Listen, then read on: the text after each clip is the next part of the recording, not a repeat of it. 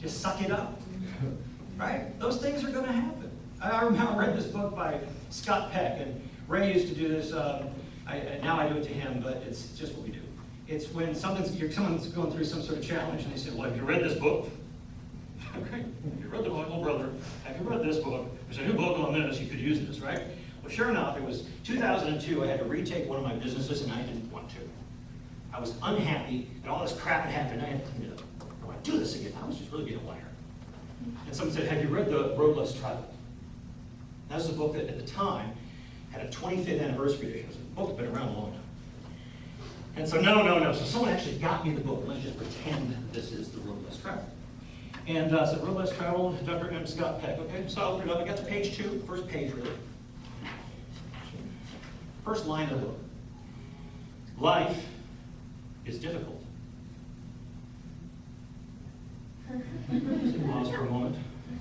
Reached in my pocket, pulled out a pen, and I inserted the new second line of the book. No shit. I felt better. And Scott Peck makes the argument that not only is living more difficult than dying and letting things go, but it's supposed to be. But until you recognize that the challenge is what makes you stronger, but setting aside your animal instincts to make it all the way across to become what you can be, super. That all of that is harder, but once you have the awareness that it's supposed to be that way, it ceases being quite as difficult.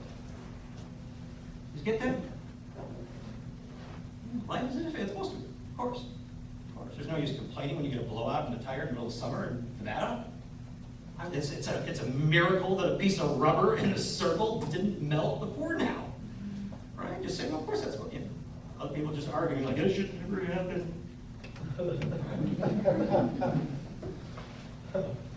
And so it helps you, right? Because a lot of what we go through isn't what happened to us, it's our response to it, our reaction to it. Right? You know the difference between a reaction and a response, right? Reaction is like getting a bee sting and you have no control over what's happening to you. Right? Or like that film with Will Smith, right? Where he was the dating guy, the dating guru, right? Right? He had that allergy, right? That's a reaction. Okay? Response is where you go, you learn from Ray, you learn from these experts, and you formulate how is the best way to do this that makes sure that even if every step sucks, every step counts until I get to the other side.